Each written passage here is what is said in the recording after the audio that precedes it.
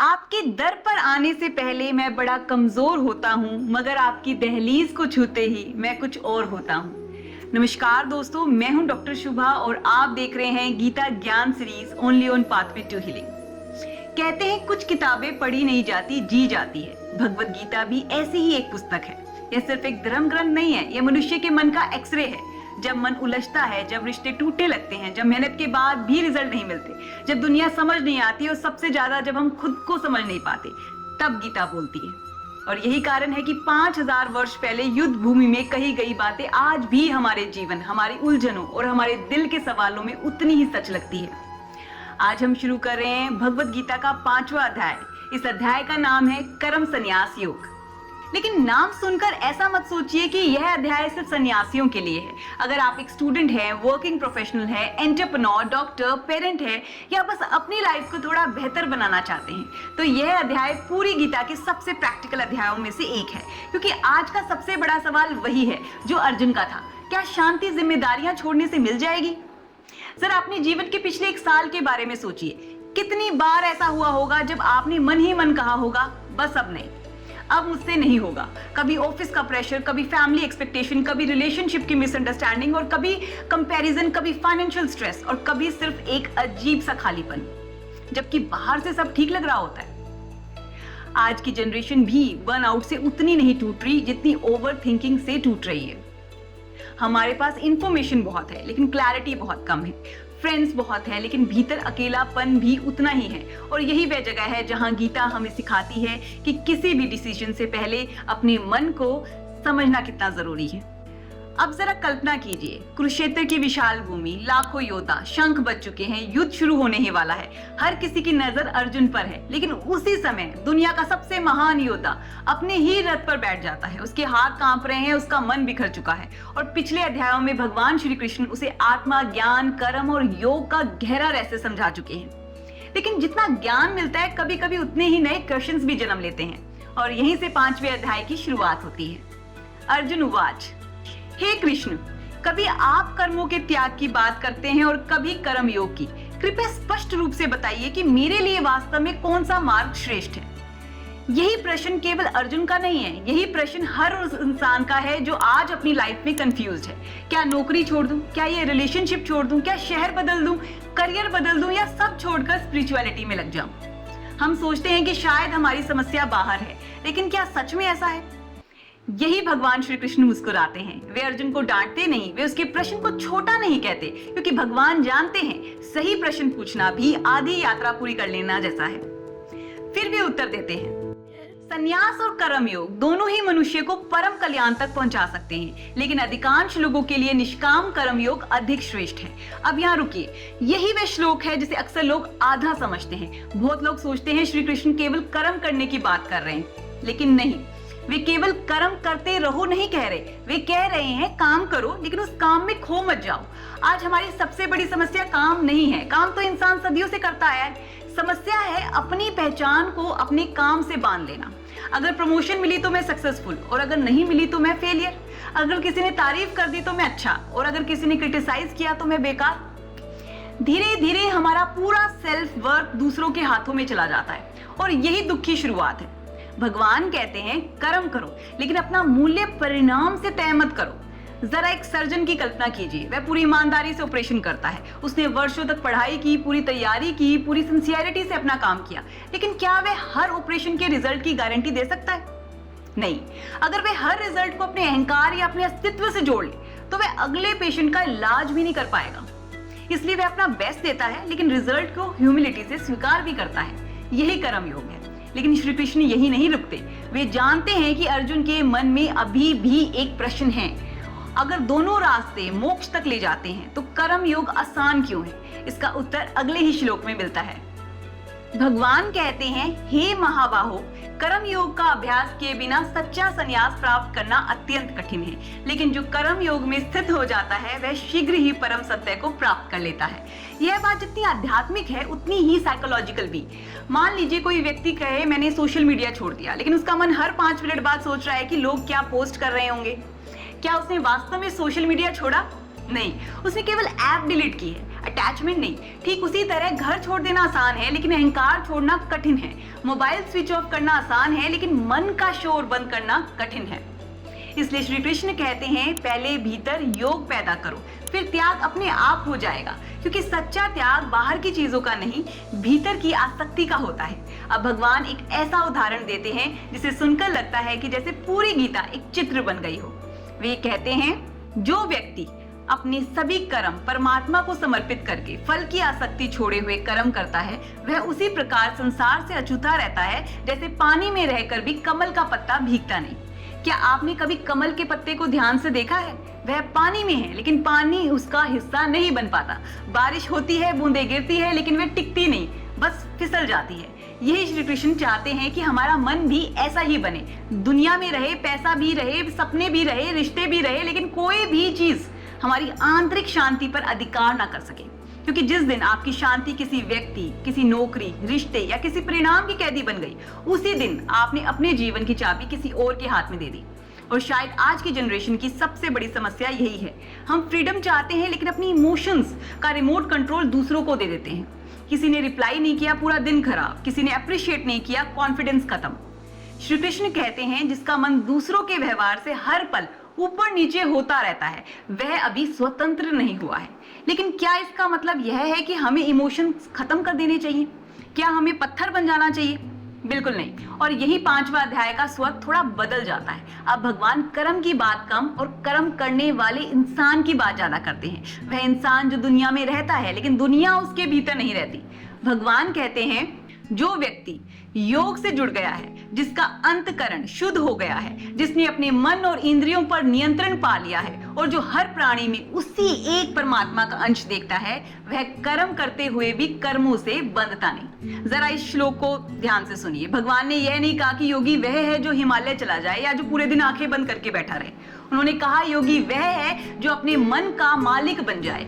आज हमारी सबसे बड़ी प्रॉब्लम बाहर की दुनिया नहीं है, हमारा अपना माइंड है। एक नोटिफिकेशन आया और ध्यान भटक गया। किसी ने इंस्टाग्राम पर वेकेशन की फोटो डाल दी और हमें अपनी लाइफ बोरिंग लगने लगी। किसी दोस्त ने नई गाड़ी ले ली और अचानक हमें अपनी अचीवमेंट छोटी लगने लगी। दुनिया हमें उतना डिस्टर्ब नहीं करती जितना हमारी इंटरप्रिटेशन करती है। जरा एक छोटी सी कहानी से इस बात को समझते हैं। एक बार दो दोस्त किसी जरूरी काम से रेगिस्तान पार कर रहे थे। दोपहर का समय था, सूरज सिर के ऊपर था, गर्म हवाएं लगातार चल रही थी और हर कदम पहले से ज्यादा भारी था। रास्ते में उन्हें एक अकेला पेड़ दिखाई दिया। उनका तीसरा दोस्त अभी पहुंचा नहीं था, इसलिए दोनों ने सोचा चलो यहीं बैठकर उसका वेट करते हैं। कुछ देर बाद दोनों बोर होने लगे। एक दोस्त ने हंसते हुए कहा चलो टाइम पास करते हैं। इमेजिन करो कि हमारे सामने अभी ढेर सारा खाना रखा है। दूसरे ने तुरंत आंखें बंद कर ली और मुस्कुराते हुए बोला मैं तो ठंडी ठंडी खीर खा रहा हूँ, गरम गरम पूरियां, मसालेदार सब्जियां, मिठाइयां और पता नहीं कितने सारे पकवान। पहला दोस्त हंसते हुए बोला अरे भाई मैं तो बस सूखी रोटी खा रहा हूँ, किसी तरह पेट भर जाए वही बहुत है। इतने में उनका तीसरा दोस्त वहीं पहुंच गया। उसने दोनों की बातें सुनी, मुस्कुराया और बोला अगर हमारे हाथ में सिर्फ सोचने की ताकत है, अगर कहानी बनानी ही है तो ऐसी क्यों बनाएं जो तुम्हें और दुखी कर दे? क्यों ना ऐसी कहानी चुनिए जो तुम्हें अच्छा महसूस कराए। बस यही कर्मयोग है। कर्मयोग बाहर की दुनिया को बदलने की कोशिश नहीं करता, वह दुनिया को देखने वाले को बदल देता है। और जैसे ही देखने वाला बदलता है वही परिस्थिति एक नया अनुभव बन जाती है। इसलिए भगवान श्री कृष्ण पूरी भगवत गीता में बार बार यही समझाते हैं कि जीवन की क्वालिटी बाहर की परिस्थितियों से कम भीतर की कॉन्शियसनेस से ज्यादा तय होती है। अब भगवान एक और गहरी बात करते हैं। वह बताते हैं कि कर्म योगी आखिर कर्म कैसे करता है। भगवान कहते हैं तत्व को जानने वाला व्यक्ति भीतर से यह जानता है कि मैं कुछ नहीं कर रहा। इसका मतलब यह नहीं है कि हम इर्रिस्पॉन्सिबल बन जाए, बल्कि श्री कृष्ण हमें ईगो से मुक्त होने का रास्ता बता रहे हैं। जब हम कहते हैं सब मैंने किया, वहीं से अहंकार शुरू होता है। और जब कहते हैं सब मेरी वजह से बिगड़ गया, वहीं से गिल्ट शुरू होता है। एक तरफ ईगो, दूसरी तरफ गिल्ट, दोनों का सेंटर एक ही है, मैं। लेकिन भगवान कहते हैं अपने आप को उस इंस्ट्रूमेंट की तरह देखो जिसके माध्यम से कर्म हो रहे हैं। जरा सोचिए एक फ्लूट कितनी सुंदर धुन बजाती है, लेकिन क्या फ्लूट कभी कहती है ये म्यूजिक मैंने बनाया है? नहीं, वह जानती है धुन किसी और की है, मैं तो सिर्फ माध्यम हूं। जब इंसान ये समझ लेता है तो सक्सेस आने पर सिर नहीं चढ़ता और फेलियर आने पर दिल नहीं टूटता, क्योंकि उसे पता है मेरा अधिकार प्रयास पर है, परिणाम पर नहीं। अब भगवान एक ऐसा श्लोक कहते हैं जिसे अगर पूरी दुनिया सच में समझ ले तो आधी नफरत खत्म हो जाए। सच्चा ज्ञानी, विद्वान, ब्राह्मण, गाय, हाथी, कुत्ते और समाज के सबसे अधिक उपेक्षित व्यक्ति में भी उसी एक आत्मा का दर्शन करता है। ध्यान दीजिए, भगवान इक्वालिटी की बात कर रहे हैं, यूनिफॉर्मिटी की नहीं। दोनों में बहुत बड़ा डिफरेंस है। एक टीचर और एक स्टूडेंट का रोल अलग है, जज और लॉयर का रोल अलग है, पेरेंट्स और बच्चों की रिस्पॉन्सिबिलिटीज अलग है, समाज रोल से चलता है। लेकिन सम्मान इंसान होने के कारण मिलता है, वैल्यू किसी प्रोफेशन से तय नहीं होती। आज अगर किसी के पास लग्जरी कार है तो हम ऑटोमेटिकली उसे सक्सेसफुल मान लेते हैं। आज फॉलोवर्स देखकर लोग कैरेक्टर डिसाइड कर लेते हैं, वेरीफाइड बैज देखकर क्रेडिबिलिटी तय कर लेते हैं। लेकिन श्री कृष्ण कहते हैं, अगर तुम्हारी नजर केवल बाहर तक जाती है तो अभी ज्ञान शुरू ही नहीं हुआ। ज्ञान वहां से शुरू होता है जहां तुम लेबल से आगे इंसान को देखना सीखते हो। इतिहास उठाकर देखिए, जिन लोगों ने दुनिया बदली उन्होंने पहले लोगों को बराबरी से देखना सीखा। डॉक्टर भीमराव अंबेडकर ने कहा, सम्मान जन्म से नहीं अधिकार से मिलना चाहिए। नेल्सन मंडेला ने कहा, नफरत सीखी जाती है तो प्रेम भी सिखाया जा सकता है। रोजा पार्क्स ने एक सीट छोड़ने से इनकार करके पूरी दुनिया को इक्वालिटी का अर्थ समझा दिया। और श्री कृष्ण हजारों साल पहले कह चुके थे, हर शरीर अलग है लेकिन चेतना एक ही है। अब जरा अपने जीवन में देखिए, क्या हम लोगों को सच में देखते हैं या उनके लेबल्स देखते हैं? Doctor, engineer, rich, poor, Hindu, Muslim, man, women, इन सबके पीछे जो इंसान है, क्या हम उसे देख पाते हैं? यही समदृष्टि है और यहीं से मन का ईगो धीरे धीरे डिसॉल्व होने लगता है। क्योंकि जब तक हमें केवल अलग अलग चेहरे, नाम और शरीर दिखाई देते हैं, तब तक मैं और तुम का भेद बना रहता है। लेकिन जैसे ही हमारी नजर मूल सत्य पर जाती है, अलगाव का भ्रम कम होने लगता है।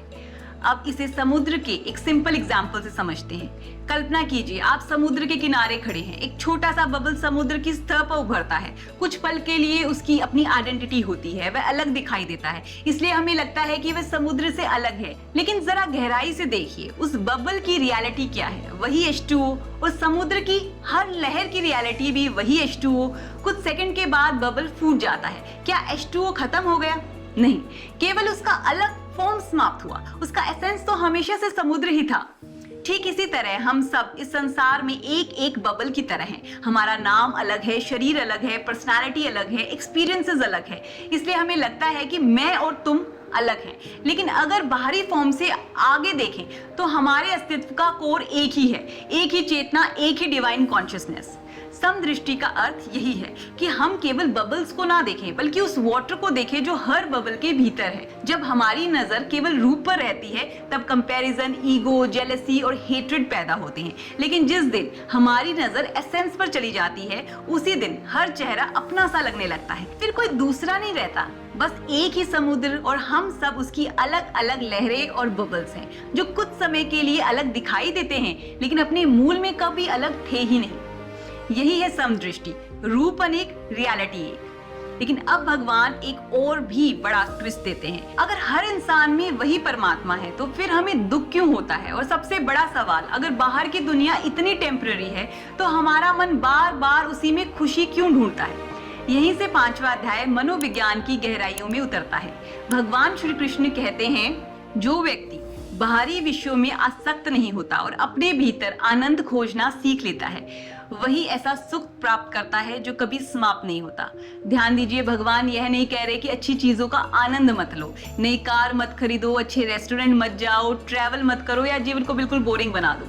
नहीं, गीता कभी जीवन विरोधी नहीं रही। भगवान सिर्फ एक बात कह रहे हैं, जो चीज बदलने वाली है उसे अपनी खुशी का आधार मत बनाओ, क्योंकि बाहर मिलने वाली हर चीज की एक एक्सपायरी डेट होती है। यही कारण है कि अगले ही श्लोक में भगवान कहते हैं, इंद्रियों और विषयों के संयोग से मिलने वाले सभी सुख अंततः दुख का कारण बनते हैं, क्योंकि उनका आरंभ भी है और अंत भी है। जरा अपनी लाइफ पर नजर डालिए। जिस मोबाइल के लिए आपने महीनों इंतजार किया था, कुछ महीनों बाद वही पुराना लगने लगता है।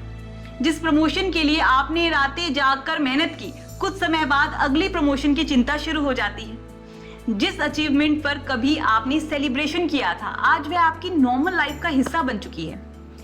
यानी मन की आदत है, जो मिल गया उसे सामान्य बना देना और फिर कुछ नया ढूंढना।